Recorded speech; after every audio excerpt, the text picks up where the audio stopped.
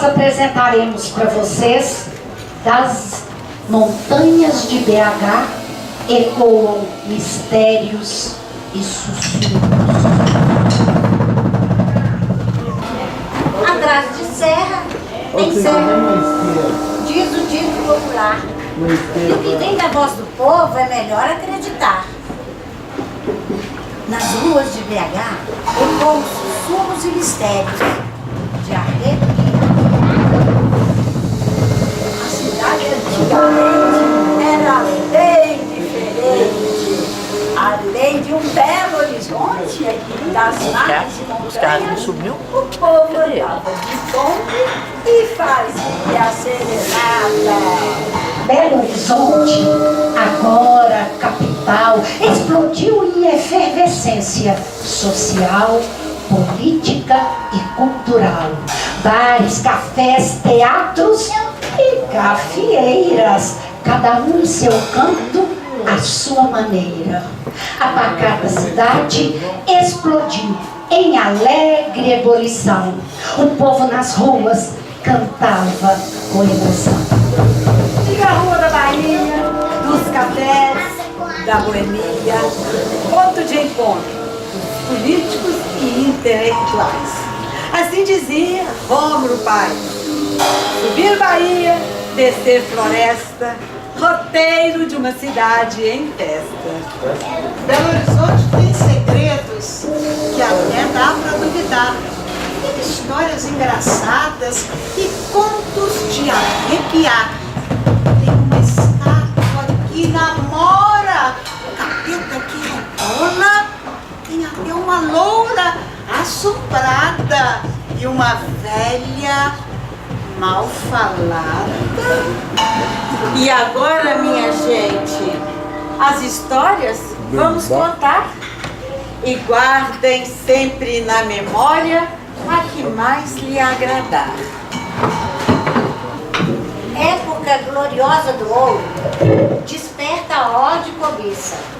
Todos correm na caça ao tesouro, mesmo que cometam injustiça. É isso mesmo, Stênio. Com a descoberta do ouro em Minas Gerais, transitar pelas nossas estradas, serras e sertões era muito perigoso. Uma verdadeira aventura. Eram frequentes as ações de salteadores, bandoleiros, que cometiam assaltos, contrabando e até homicídios. Por isso, era muito comum os viajantes daquela época deixarem prontos seus testamentos antes de cada viagem. Uma outra forma que eles tinham de se protegerem era viajar acompanhado de 2 ou 3 escravos de confiança e também de cachorros. Conta-se que certa vez um rico comerciante português viajava em companhia de 3 escravos e de alguns cachorros. Ele transportava 15 arrobas de ouro em barra, joias preciosas, moedas de ouro. Gente, um tesouro imensurável. E tudo ia muito bem acomodado no lombo de 2 burros. A certa altura da viagem, ele percebeu que eles estavam sendo seguidos por ladrões. Eles já estavam se aproximando do arraial Curral del Rei. E assim que eles entraram no arraial, no pequeno vilarejo, o comerciante então decidiu que iria enterrar ali, naquele lugar, o seu tesouro. E então o que ele fez? Ele dirigiu-se até a capela do arraial e a partir da porta principal ele contou 81 passos em linha reta em direção ao pico mais alto da serra que dera o nome ao arraial, a Serra do Curral. Depois ele pegou todo o seu tesouro e colocou num tacho de cobre e o enterrou ali, naquele lugar. Em seguida, ele traçou rapidamente um mapa bem detalhado, mostrando o lugar onde havia enterrado o tesouro. E mandou que um de seus escravos partisse imediatamente para a cidade de Caeté e entregasse aquele mapa à sua esposa. Bom, reza a lenda que assim que o escravo partiu, os bandidos chegaram e assassinaram cruelmente o português, os outros 2 escravos e até os cachorros e até os burros. Gente, foi uma época de muita turbulência em nossa região. Matava-se, traía-se, contrabandeavam, tudo em nome da ambição, em nome da cobiça. Agora, não pensem vocês que a descoberta do ouro em Minas despertou interesse só de bandidos. Não. Aconteceram muitos conflitos, inclusive envolvendo bandeirantes paulistas e portugueses, que nada mais é do que a Guerra dos Emboados. Bom, mas esta é uma outra história. Passado algum tempo, quando os ânimos se acalmaram, serenaram as lutas em nossa região, a viúva então achou por bem, que havia chegado a hora de buscar o seu tesouro. E o que ela fez? Com o mapa na mão, dirigiu-se ao local indicado. Mas, para sua surpresa, ela não encontrou nada. É que a capela havia sido demolida e em seu lugar ergueram uma suntuosa igreja que se tornou a Catedral de Nossa Senhora da Boa Viagem do Arcebispado de Belo Horizonte. E dizem, minha gente, que o tesouro está lá, nas entranhas da terra, debaixo da catedral. Agora, o ouro, minha gente, o ouro é caprichoso. Às vezes aparece, outras não. Para falar a verdade, ele só aparece para quem merece. Por isso, eu estou indo para lá. Alguém me acompanha?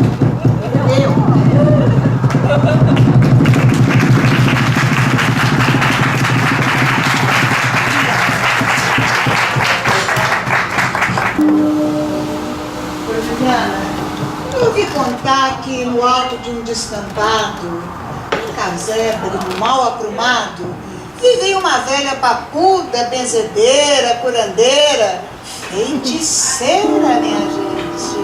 E o que ela não tinha de formosa, tinha de poderosa e teimosa.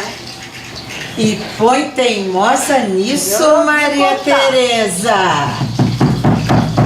Há muito tempo, um lugar alto, cheio de morros, um lugar onde todos adoravam morar, um lugar com um belo horizonte.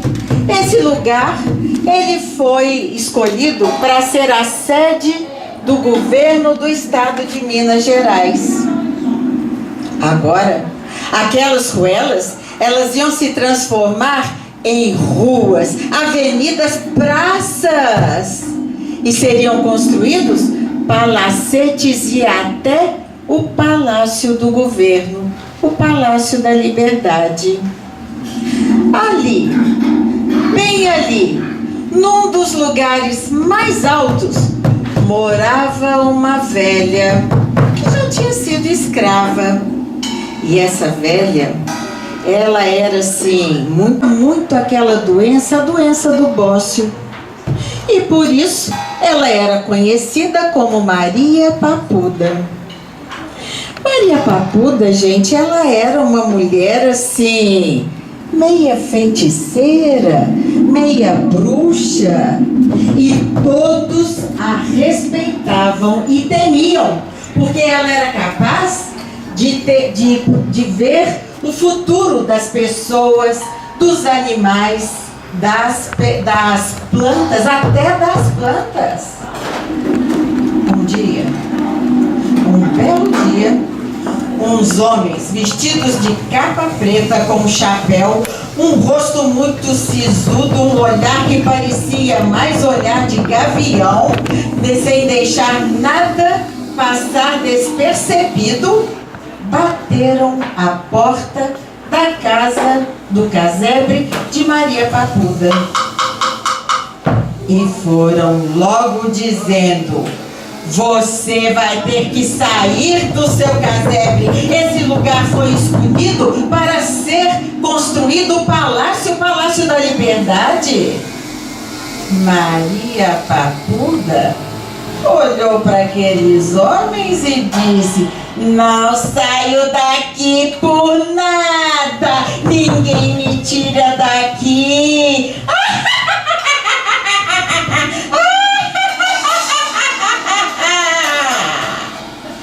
Eu saio daqui só se me arrancarem à força. Bem, foi isso que aconteceu.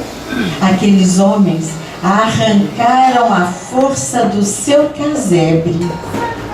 Maria Papuda, gente, ela ficou tão triste, mas muito, muito magoada.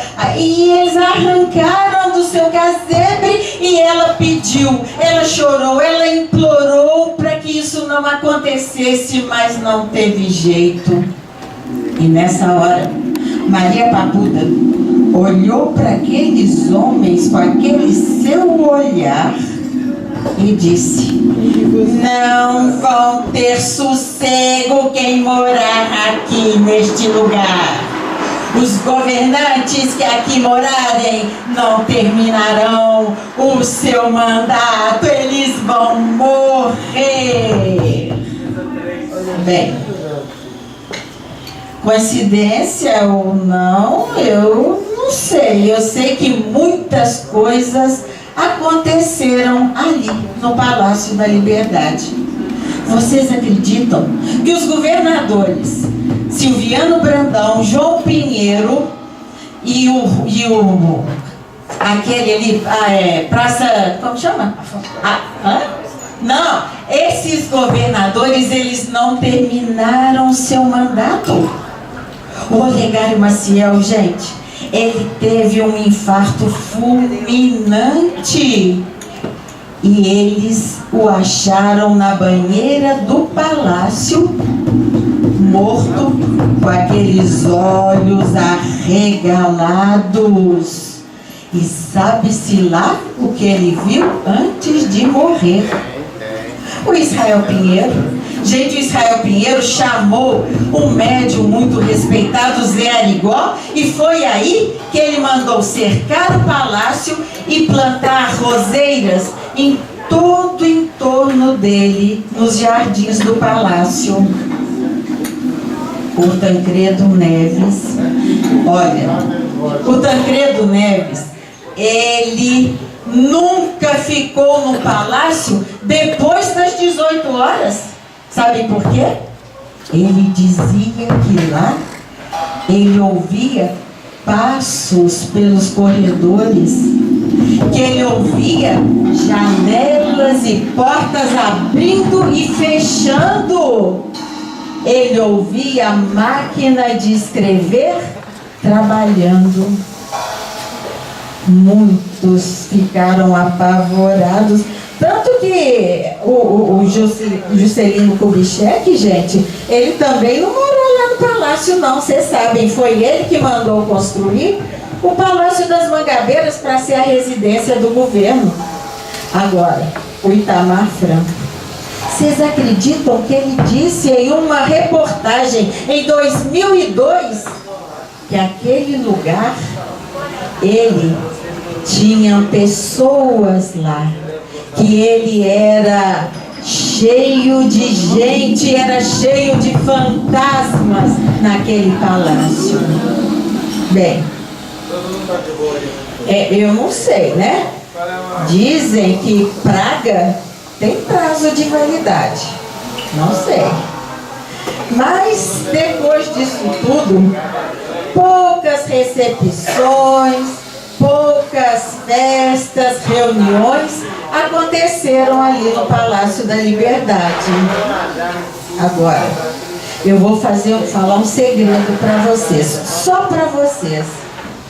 Dizem que em noite de lua cheia, se vocês pararem em frente ao palácio e olharem aquelas 3 janelas que tem lá naquela varanda, vocês vão ver a sombra de uma mulher.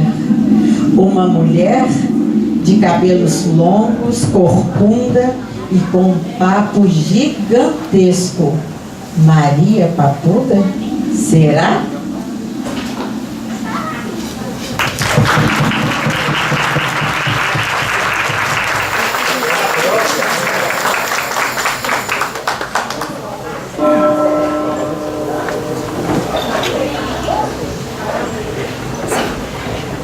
Numa fazenda do arraial aos pés da Serra do Curral, morava um doutor da cidade.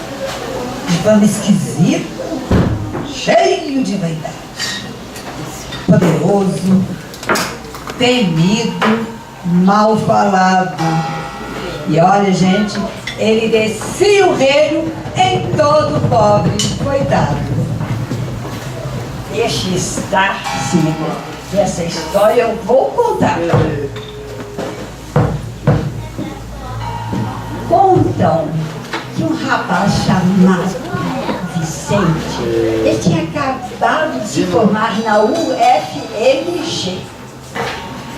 E ele gostava muito de ser chamado de Doutor Vicente. Ele gostava também dos bailes, dos bares, da vida boêmia de Belo Horizonte. Era filho de um rico fazendeiro. E quando o pai morreu, apesar de detestar a vida rural, ele teve que assumir os negócios do pai, as terras, as plantações, a criação de gado. E com o diploma na mão e o título de doutor, ele chegou na fazenda querendo modificar tudo. E ele desprezando anos de experiência dos empregados. Ele chegava e xingava todo mundo e dizia que era um bando de preguiçosos e ignorantes.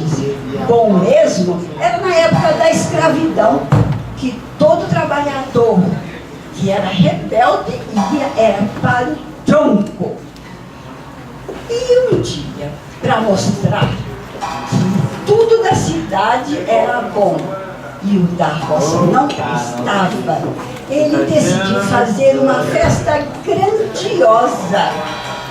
O problema é que era a época da quaresma e o pessoal lá no lugarejo aconselhou a não realizar essa festa, porque diziam: com Jesus Cristo morto, quem é que vai espantar o capeta que fica solto por aí? Até as imagens dos santos ficam cobertas de roxo, que é para não ver as diabruras do cramulhão. Mas ele não deu ouvidos, não.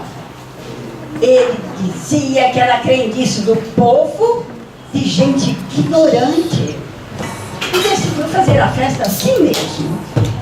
Ele contratou o melhor buffet de Belo Horizonte, com as bebidas importadas, comida fina, os melhores garçons e cozinheiros. E marcou a festa. Nesse dia, às 20 horas, ele já estava todo bonito, elegante, bem vestido, esperando os convidados. Mas lá no lugarejo, as pessoas se perguntavam se iriam à festa. E a resposta era sempre a mesma: não, eles não iriam à festa porque Era a época da quaresma e o capeta, coisa ruim, ficava aí, ó, por aí andando. E na fazenda, o doutor andava de um lado para outro muito preocupado, porque já tinha dado 22 horas, 23 horas e nenhum convidado, nada. Quase meia-noite, ninguém aparecia e ele já nervoso, com muita raiva, com ódio, dizia: e eu que preparei essa festa com o maior carinho. E ele, para esse povo chifrinho, não dá valor. Ah, poderia pelo menos ver capeta aqui na minha festa. E dali a alguns segundos, bateram a porta. Era uma linda mulher, alta, esguia, cabelos longos, vestido comprido até os pés. E ele ficou encantado com aquela linda mulher e já foi logo convidando para entrar. E ela, aproveitando-se do entusiasmo dele, perguntou: será que eu poderia convidar os meus primos, os meus parentes que vieram comigo? Ah, pode, você pode convidar quem você quiser. Gente fina, vai saber apreciar a minha festa. E aí ela chamou: gente, ele deixou, podem entrar. E entrou aquele bando de rapazes e moças elegantes, bonitos, bem vestidos, elas todas de vestido longo, eles de cartola e fraque, lindos. E o doutor Vicente, entusiasmado com a moça, logo foi convidando para dançar e todos o seguiram. E dançaram a noite toda. E lá pelas 5 da madrugada, ele já muito cansado, ele resolveu sentar-se. E começou a observar os casais dançando, e observou. Ai! Um rabo! A moça, a linda mulher, a hora que ela deu um giro, o vestido se levantou e apareceu um enorme rabo. Ele viu também todas as outras moças tinham um rabo. Ele começou a tremer dos pés à cabeça. Levantou-se fininho e foi até a porta. E saiu em disparada. Correu. E uma hora ele olha para trás e viu que a fazenda toda estava iluminada com uma luz vermelha e não havia mais som de música, e sim sons esquisitos, barulhos, cavalos relinchando, porcos grunhindo, parecia que estavam morrendo. Aí que ele correu mais ainda, correu até a estação de trem. Lá ele encontrou com todos os seus empregados. E na companhia deles, ele resolveu voltar para a fazenda. Gente, eles levaram um susto, porque a casa estava totalmente destruída, no chão. E em cima dos escombros havia um cartaz que dizia: se convidar, eu entro, e se chamar de novo, nós voltamos. Dizem que o doutor Vicente voltou para Belo Horizonte e nunca mais pisou na fazenda. E ele aprendeu a não desacreditar nas crendices do povo. E também nunca mais deu festa na quaresma. Porque agora ele sabe, se chamar, ele aparece.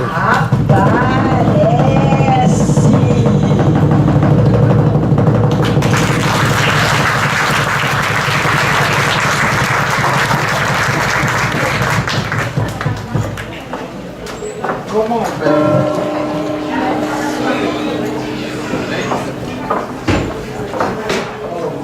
em plena madrugada, madrugada, no centro da cidade, uma loura bem apanhada pegava homens de qualquer idade, casado, solteiro, desavisado, Maria Tereza, até adolescente malcriado. Isso é um horror, hein? Gente, isso é um perigo. Os homens que se cuidem, viu? E eu vou contar uma história de arrepiar. Vocês vão acreditar, porque aconteceu aqui em BH. Foi notícia de jornal aqui na capital. Notícia que, afinal, é sempre bem atual. Jovem, internado em hospital em terrível situação, diz ter sido atacado por uma assombração.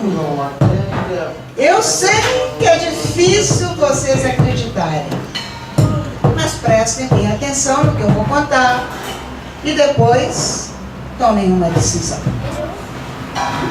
Nos primeiros anos do século XX, morava aqui em Belo Horizonte uma mocinha linda, pele clara, grandes olhos verdes amendoados, cabelos longos, louros, encaracolados.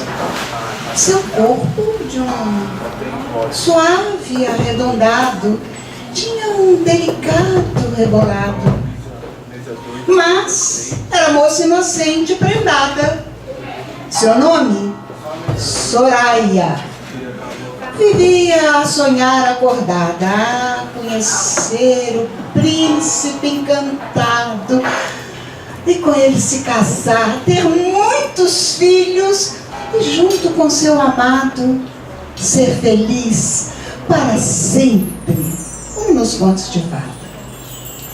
Foi então que o conheceu. Moço bonito, atraente, fala mansa, sorridente, moço de trato fino. Era até moço estudado, gente, só não era endinheirado. Mas Soraya não se incomodava, ficou logo enamorada e fez festa no noivado. Acontece que o danado era muito enciumado, mas Soraya, apaixonada pelo príncipe encantado, foi dele tudo aceitando. E o tempo foi passando. O que ela não sabia, mas depois ficou sabendo, é que o ciúme o enlouquecia. E tudo começou com zombarias e ela, inocente, encabulada, sorria. Depois, gritos. Até palavrões esse homem dizia, gente. E aí vieram os sopapos. Por qualquer coisa que fazia, Mãe de Deus, Virgem Maria, ai, ai, ai. Lá vinha a pancadaria. E se algum jovem a olhasse ou lhe desse um cumprimento, ai, ai, que sofrimento! Foi assim que em certo dia de muita pancadaria, o bruto descontrolado, sem saber o que fazia, viu sua noiva que morria. A morte de Soraya emocionou a cidade. Coitada, tão linda, morrer assim, com tão pouca idade. Coitada, que triste fim. E Soraya foi enterrada no cemitério do Bonfim. O que ninguém sabia é que Soraya morreu com o coração cheio de ódio pelo noivo. Mas todo mundo sabe que a maldição do ódio impede a alma de viver em paz e até de descansar depois da morte. Foi assim que um certo tempo depois, eu não sei dizer quanto tempo não, começou a aparecer nas madrugadas aqui em Belo Horizonte, no centro da cidade, uma loura muito linda,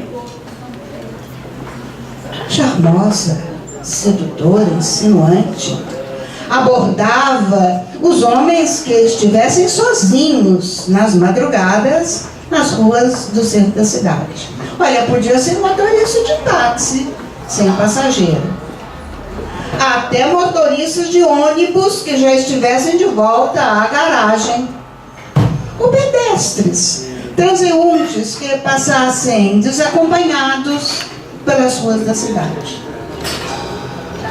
Loura, insinuante, charmosa, sedutora e de boa conversa, conquistava esses desavisados com a maior facilidade. E depois de um programinha rápido e ardente, feito por ali mesmo, em qualquer esquina escura ou num canto mais isolado da cidade, até nos bancos traseiros de ônibus ou dentro dos táxis, ela diz ao companheiro: "Ô bem, já é tão tarde, hein? Por favor, me leve em casa, amor." Ora, mas isso é o que os homens mais querem, gente. Um sonho realizado. Ficar um pouquinho a mais com aquela gata selvagem. E assim, eles chegam à Praça do Bonfim. Ali, ó, bem de frente aos portões do cemitério. E ela diz: "Amorzinho, pode parar aqui pra mim, hein? Olha, minha doçurinha, mas você não vai descer aqui no cemitério, ou vai, minha gatinha?" E ela se inclina, sedutora, deixando entrever os seios alvos, o decote alongado, e enquanto o acaricia com o olhar sedutor, ele sente entre as pernas o toque delicado de suas mãos e os seus dedos rápidos tossem o seu ar. Ele grita enlouquecido de dor. E a loura, sendo esse o seu último gesto, sai e passa através dos portões sem precisar abri-los. E o coitado, ali desesperado, quase desmaiado, ainda ouve gritar: "Se quiser me visitar, não se sinta acanhado. Eu moro aqui, do outro lado. É um lugar tão sossegado." Olha,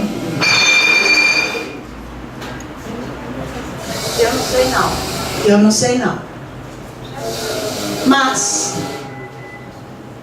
dizem que não existe no mundo inteiro uma força capaz de manter essa morta viva dentro de sua sepultura. E agora, hoje em dia, esses estudiosos estão dizendo, e isso eu peço a todos vocês para compartilhar, eles estão dizendo que a maldição do ódio que enche o coração de Soraya terminará se algum desses homens que ela seduz conseguir retirar do seu dedo a aliança de ouro, elo de sua ligação com o noivo. Eu nunca ouvi contar que isso aconteceu. Mas, vez por outra, abro o jornal e vejo jovem, em terrível situação, internado essa noite no hospital, parece perder a razão, só fala em assombração. E é por isso que eu não sei. Essa loura das madrugadas do centro da cidade pode ser gente ou assombração. Mas seja lá o que for, os homens que se cuidem, viu, seu Eloy? Márcio, Roberto e outros mais, Babu, que se cuidem, porque ela some, mas depois reaparece.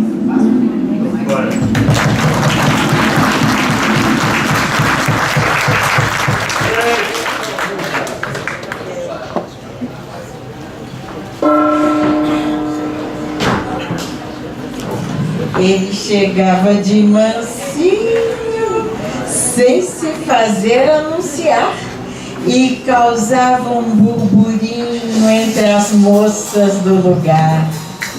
Moço bonito, pele morena, ginga malandra, dominava a cena. Eu quero dançar com esse moço. Ah, não, cuidado. Calma, calma, Maria Célia, calma. Não vou dançar com ele. Não. Pensa bem, viu?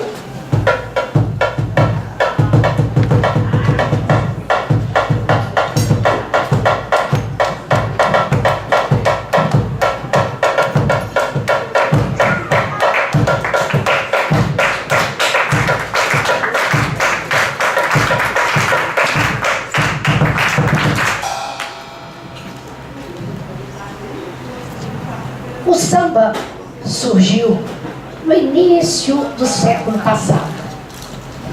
Mas, infelizmente, os sambistas eram muito mal vistos, havia muito preconceito social em relação aos sambistas.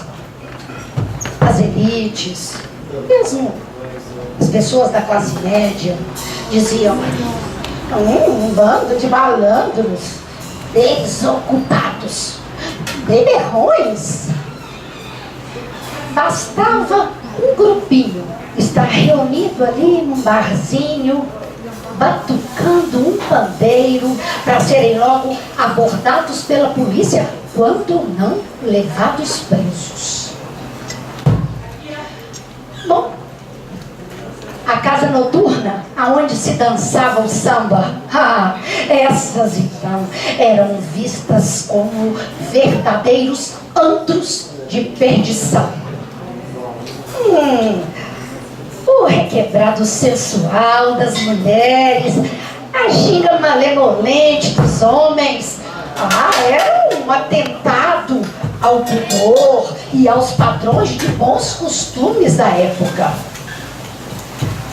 Na realidade, os frequentadores dessas casas noturnas eram pessoas simples, humildes, quase nenhuma instrução. Na maioria das vezes, eram negros moradores de periferias.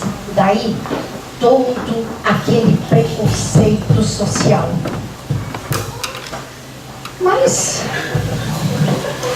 na realidade, as pessoas viam com maus olhos e falavam, fofocavam, maledicência de todo jeito.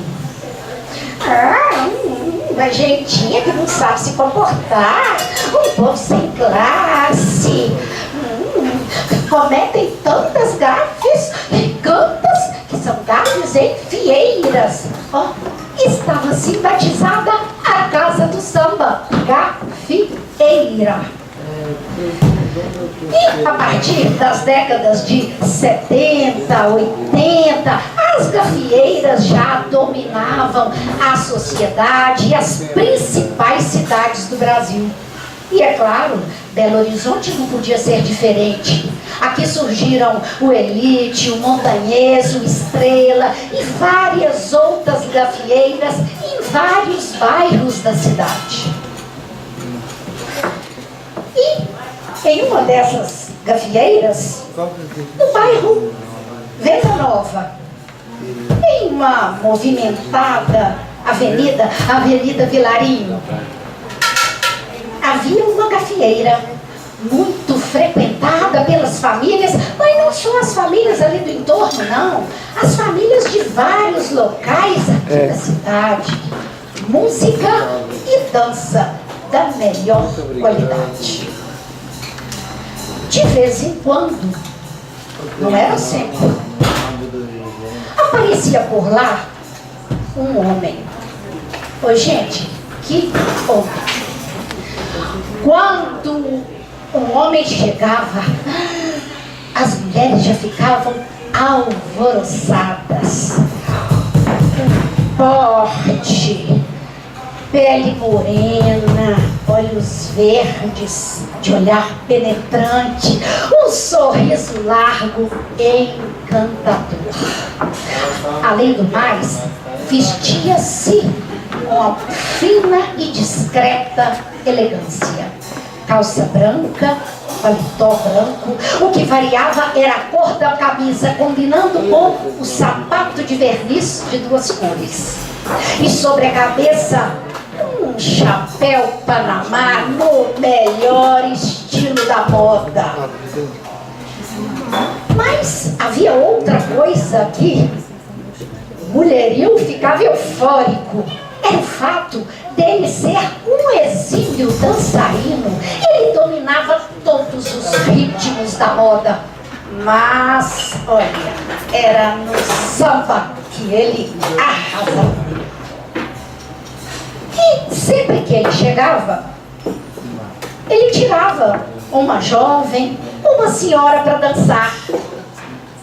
E o casal dava um verdadeiro show, a ponto das pessoas que estavam na pista se afastarem para apreciarem melhor a desenvoltura do casal. E uma coisa intrigava as pessoas, é porque não importava se a mulher, se a sua parceira de dança soubesse ou não dançar, se ela tivesse ou não conhecimento dos passos de dança, ele a conduzia com tamanha maestria, leveza, que ela o acompanhava tranquilamente, até mesmo naqueles passos assim mais elaborados. Realmente havia um quê de mistério naquele homem, porque ninguém sabia quem ele era, de onde ele vinha e nem quando é que ele iria aparecer. Mas essa incerteza e expectativa em torno da sua vinda, ora, isso aumentava demais a frequência do mulherio aos bailes daquela gafieira, é claro, para a alegria dos seus proprietários. Uma noite, o baile transcorria normalmente. Já passava de meia-noite e a pista de dança estava lotada. Dentre os casais, o tal homem misterioso dançava com uma jovem. A banda tocava um delicioso e romântico bolero.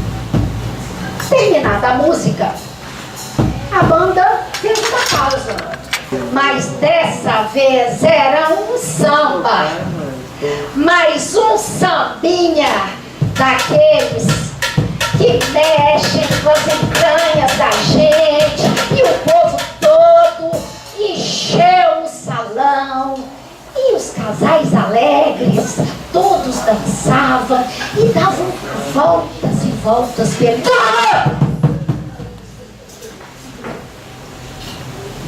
Silêncio.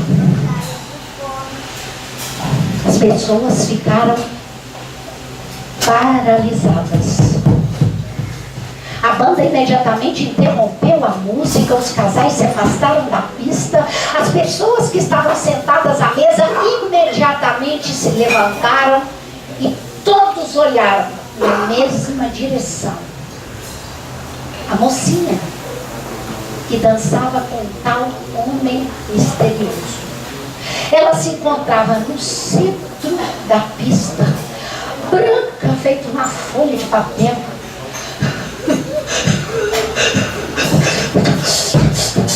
Tremendo, a ponto de desfalecer.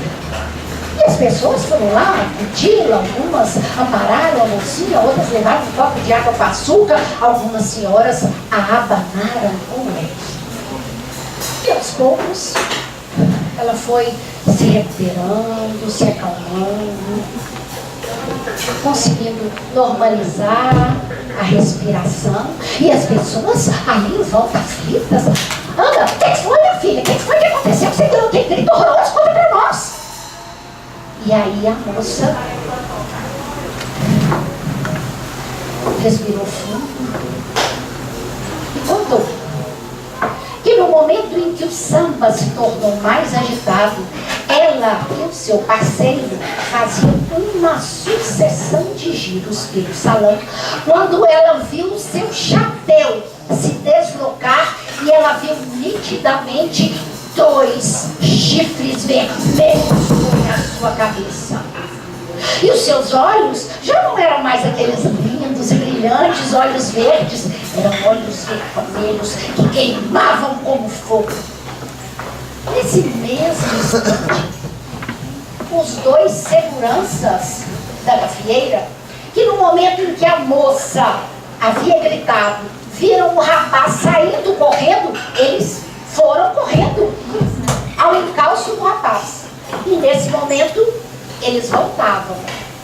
E disseram que não o haviam alcançado, o rapaz. Que nunca em toda a sua vida eles viram alguém correr daquela maneira. Parecia uma flecha e disparava. Mas uma coisa eles garantiram que viram e afirmaram com toda segurança. Viram nitidamente os seus 2 pés de bode. E nesse momento, as pessoas já um pouco assim, um pouco só, mais tranquilas, mais calmas, começaram a perceber o ar forte, cheio de enxofre.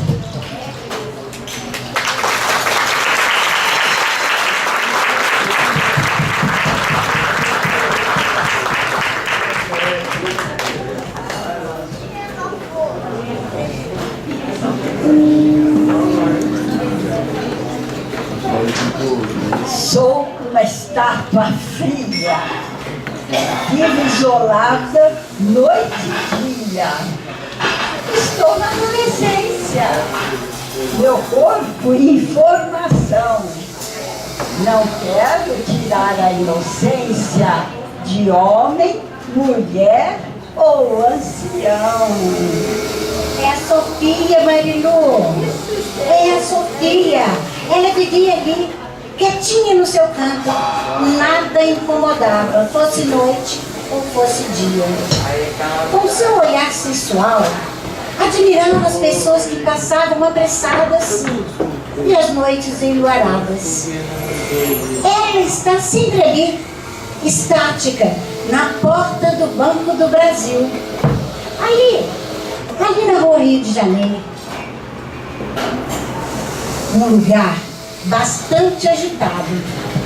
Mas quem passa por ali nem imagina que bem lá no fundinho daquela estátua de pedra esconde um coração apaixonado.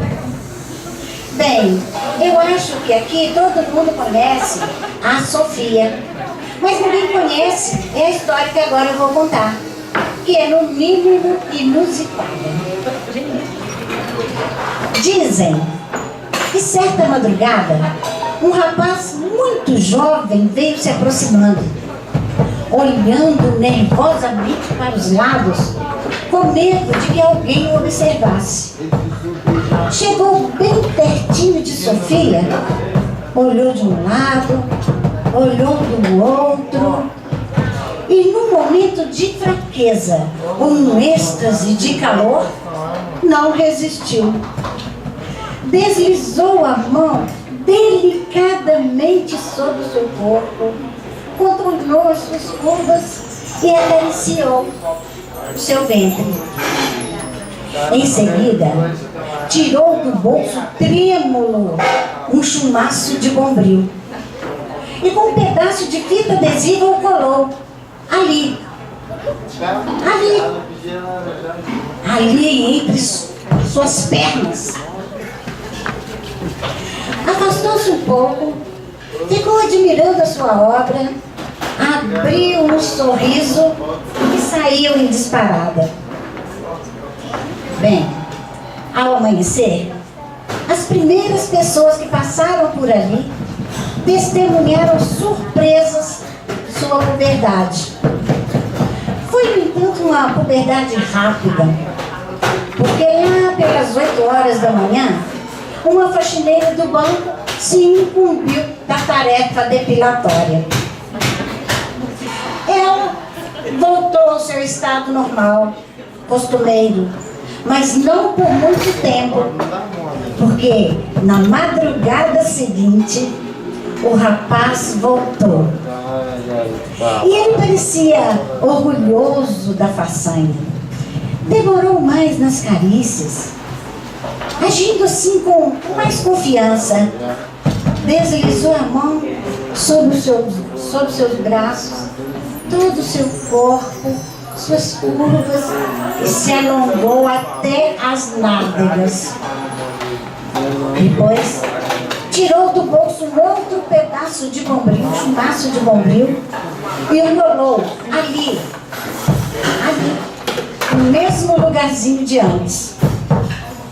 Afastou-se, admirou a sua obra por alguns segundos. O seu sorriso iluminou a noite e ele desapareceu na madrugada. A mudança dessa vez demorou menos ainda, porque às 7 horas da manhã lá estava a faxineira com seu ar solene, cumprindo a sua missão. A partir daquele dia, um vigia do banco foi designado para impedir a aproximação de qualquer pessoa. Pronto. Ela havia perdido mais uma vez os seus pelos e agora perdia também a liberdade noturna. E assim, se passou algum tempo, algumas semanas, e os cuidados do vigia, que até então cuidava como um pai zeloso da puberdade da filha, foram esmorecendo. E uma madrugada, ele ali, recostado naquela cadeira, encolhidinho de frio, não resistiu e caiu no sono. Pois foi exatamente aquela madrugada que se percebeu um vulto vindo, se aproximando. Seus movimentos eram suaves, silenciosos. Era ele. Sério, chegou pertinho de Sofia e apertou com força sua mão aberta. Ergueu os braços e os enlaçou em seu corpo. Encostou a cabeça em seu ventre e assim ficou por um longo momento. Era como se ele quisesse compartilhar de sua quietude. Depois, tirou do bolso do casaco uma latinha. E do outro bolso, um chumaço de bombril. Despejou a cola no bombril e o colou ali, naquele mesmo lugarzinho. Só que dessa vez, apalpando bem, apertou para ter certeza do que estava fazendo. Admirou mais uma vez a sua obra e, com um sorriso luminoso, desapareceu na madrugada. Quando amanheceu, antes do amanhecer, aliás, o vigia do banco acordou e se deu conta da consequência do seu cochilo. A cola secou. Era uma cola especial e ele não conseguiu, por nada neste mundo, conseguir arrancar o bendito troço do bombril. Ao raiar do dia, chegou a faxineira. E o vigia, envergonhado, ciente do seu fracasso, passou a ela o comando da situação. Mas ela também não conseguiu. O que ela conseguiu foi puxar alguns fiapos do bombril. E nessa confusão, foram chegando os funcionários do banco. E cada um que chegava dava seu palpite. Alguns até tentaram arrancar o bombril, mas sem nenhum sucesso. E foi uma verdadeira confusão ali naquele lugar. As pessoas que passavam paravam, carros se amontoavam, buzinas pediam passagem, comerciantes saíam das lojas, todos queriam conferir a novidade. A cidade parou para ver aquela cena bizarra. Um ritual que às vezes parecia uma confusa operação cirúrgica e outras vezes um espetáculo erótico mal ensaiado. Bem, depois de muita luta, de muita batalha, surgiu lá no meio da confusão alguém pedindo passagem, trazendo na mão um solvente poderoso. E tudo voltou ao normal.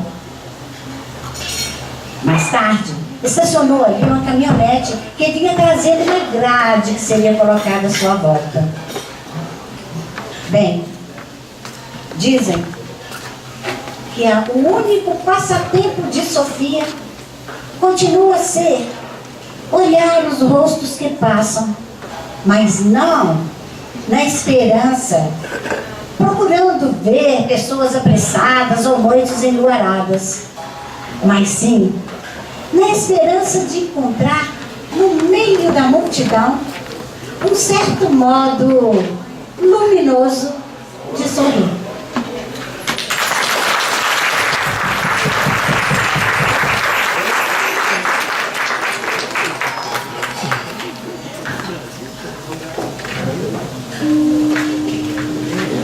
Bem, por hoje as histórias terminaram e nós gostaríamos de agradecer a presença de todos e agora vamos nos apresentar, o grupo Prosa Mineira. Maria Célia Nunes, o capeta do vilarejo.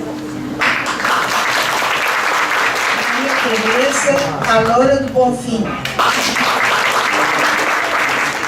Mariluz Danazzi, o baile da Quaresma. Cida Alves, a lenda do tesouro perdido. Estene Maria, adolescente aprisionada. Juliana Anselmo, a lenda da papuda.